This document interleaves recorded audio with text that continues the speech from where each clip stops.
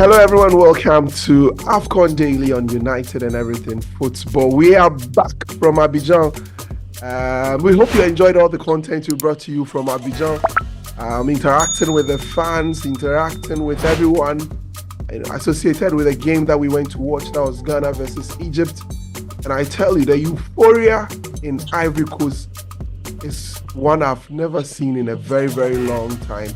I mean, watching competitions in other countries, you enjoy the richness of African football. Every nation is well represented. You enter every market, every space, and the flags of African countries are all over the place, and that's the beauty of the Africa Cup of Nations. Thank you so much for joining us. We appreciate your time. We appreciate you subscribing and also hitting your notification bells. But we are not done. We still ask you, hit the subscribe button and hit the notification bell. This is AFCON Daily. Thank you for joining us. We are going for a break. When we come back, I will introduce my guests and then we'll get into the issues.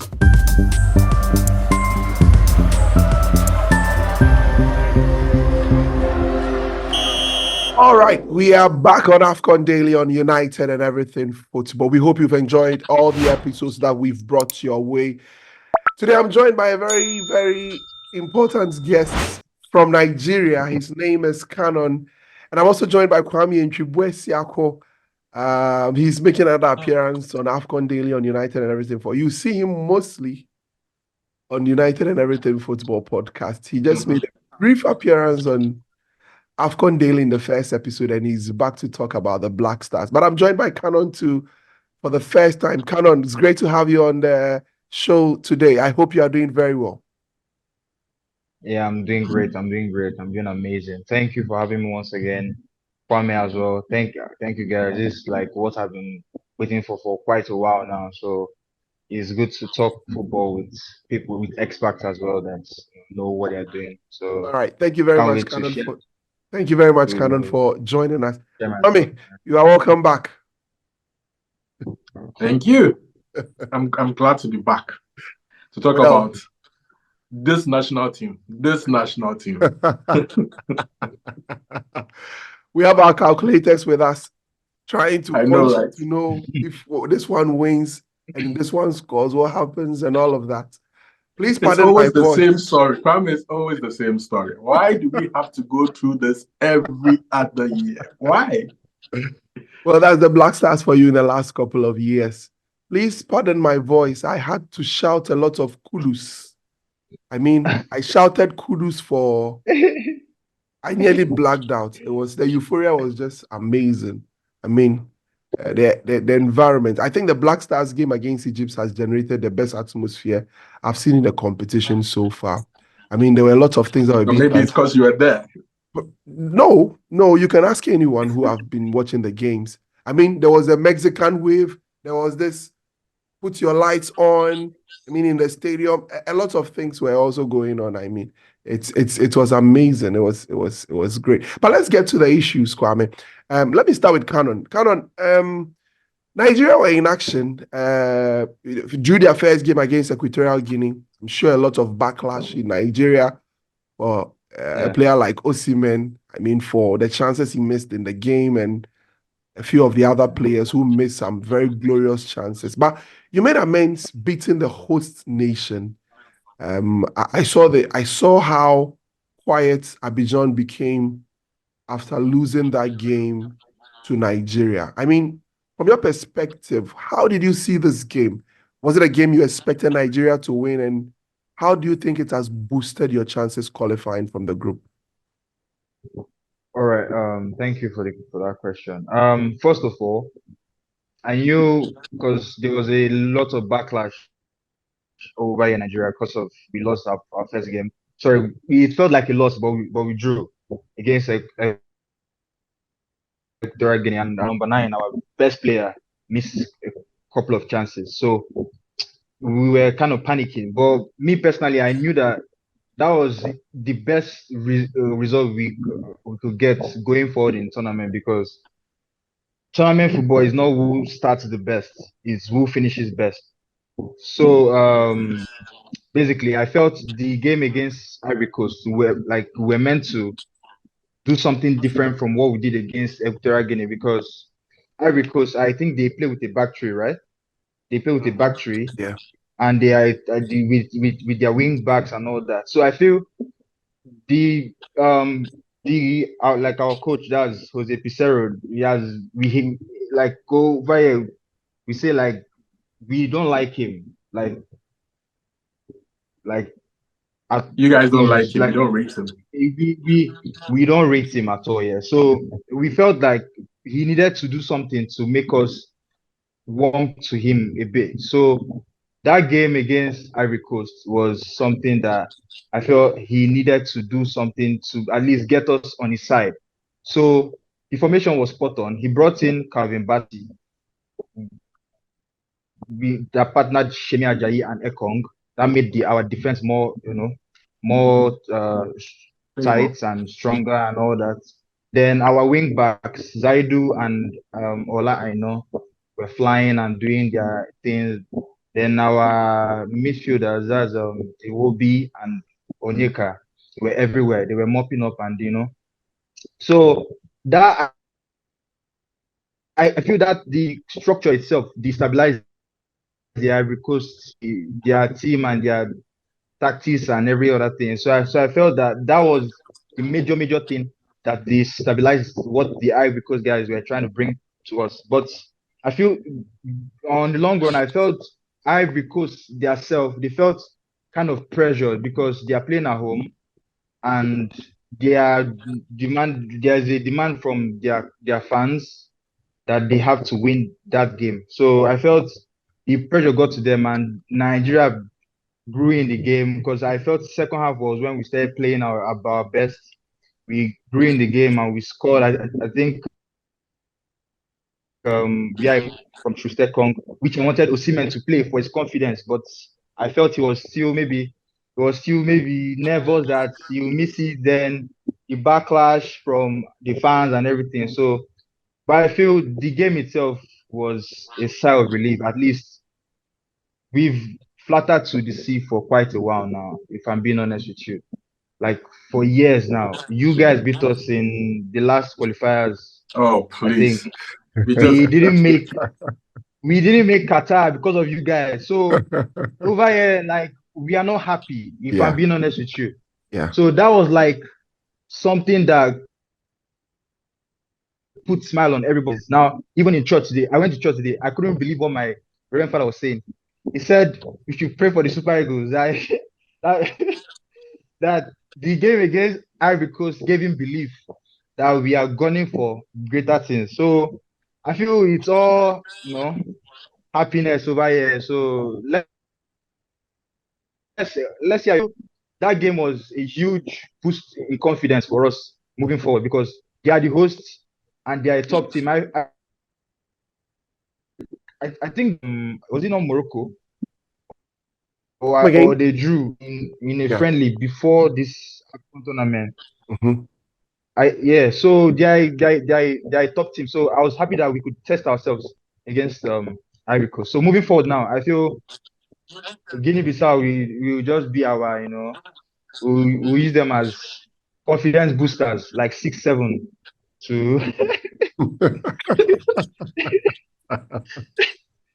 Osimhen hat trick, Osimhen, Lookman no, just Kwame, let boost me let, our let me let distance. you know that Canon is an Osimhen stan.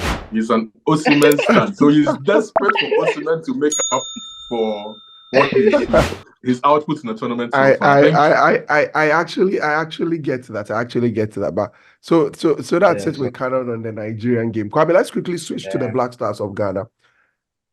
I mean, the game, we've done a lot of reviews on the game. You can check our previous episode we did with Scott Gillan, where he gave us his assessment of the game and everything that has to do with it. But Kwame, let's look at Ghana, the game against Egypt. Everybody knew it. We had Egypt in that game. The game every Ghanaian felt we should have won, given the nature and the quality of football we showed, especially in the first half. We go into the game against Mozambique needing nothing but a win to guarantee us a spot in the round of 16. What's your assessment? What's your take on this particular encounter? So we scored 2 goals and gifted 2 goals. We basically threw away the game. But then on the whole, I would say that we were only in that position in the first place primarily due to individual brilliance of Mohamed Kudus. If he wasn't fit enough to play that game, I did not see how we were ever going to stand a chance. The only conviction I had leading into the game is, Ghana, yeah, when we are in a tight spot, a very, very tight spot, and we don't need to lose, or we actually need to win. I expect us to do something. Even at the World Cup was it in 2010 in Brazil, when we lost to USA in the first game, we had to play against Germany in the second. It was Germany. Yeah. We almost won the game. So in similar circumstance to the Egypt game. Yeah. We got into a lead, we couldn't see out a result. But then on the game itself, the errors that were made in the game for me were unpardonable. I mean, these are seasoned professional footballers who should not be making the kind of mistakes that they made. That from Inaki Williams and that from Bukhari, it's unacceptable. Yeah. I'm just glad that we were able to get a result and stay in the tournament. Yeah. That's the most important thing, that we did not lose. Prior to the game, if you had given most Ghanaians a point against Egypt, they would have taken it. But then based off the circumstances of the game itself, it leaves a bitter pill in our mouths. But then we are in with a chance of qualification. We just have a simple job to do. Win. It's 2 years all over again. 2 years ago, all over again. Exactly. We went into our final group game against Comoros, needing a win, and some way, somehow, we battled it. We are playing against a Mozambique side, which is actually the weakest team in the group, just based off what we've seen in their first couple of games, especially their game against Cape Verde, where they were totally trounced.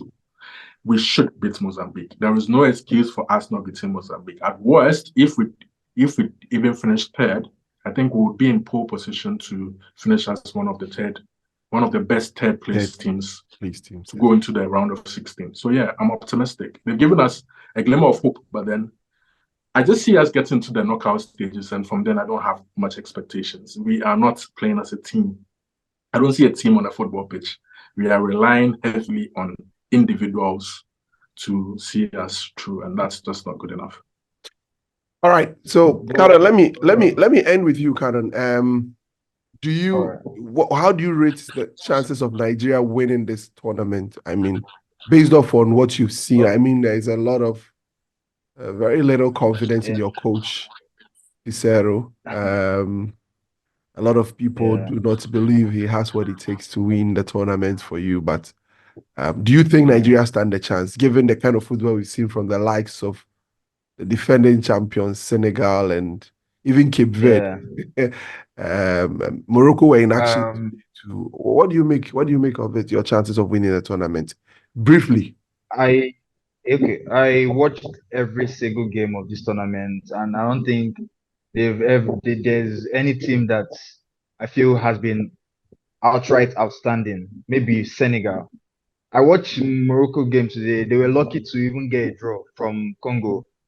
That shows you how competitive this year's AFCON is. So I feel there's nobody in our. If we play to our strengths, we have likely the best forward line in the whole tournament. We have players playing all over the world, continent, best leagues in the world. So I feel if we play our game and our coach uses his brains, to get the best out of these players, I feel we are going to go far. And there's always a factor in every team. Like Ghana has Kudus, right?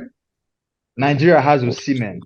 I feel Osimhen started the tournament slow, but I feel after this Guinea-Bissau game, the confidence he will get from this game tomorrow will propel him to greater heights, and I feel he will be the X factor for us going forward.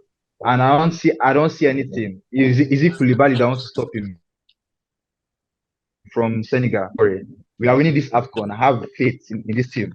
It's been like 10 years now, I guess, but I feel this time around is when we are meant to. They said like each year we beat Ivory Coast, go on to win the AFCON, right? So wow. This year we beat Ivory Coast, so it will happen again. Trust me. This is my prediction, right? That's a lot for an omen. Anyway. Thank you very much, Kanan. Kwame, your last words before we leave on the Black Stars. let's just get out of the group. At least salvage something, some pride, We and should get save out of the face. group into the knockouts. Exactly. I mean, we were out of the group stage the last time. We can't repeat that. Get into the knockout stages and let's just see what happens. But then, you know my feelings towards the Black Stars. Ah. All right. Thank you so much, guys. Thank you for joining us. Thank you to you for joining us on United and Everything Football AFCON Daily. We are grateful for your time. As usual, remember to hit the subscribe button and hit the notification bell as well. We are always happy to have you. Please remember to drop comments, like the video, share the videos to everyone, and let's have a great time. We are grateful for your time. Have a great time. We see you tomorrow on AFCON Daily.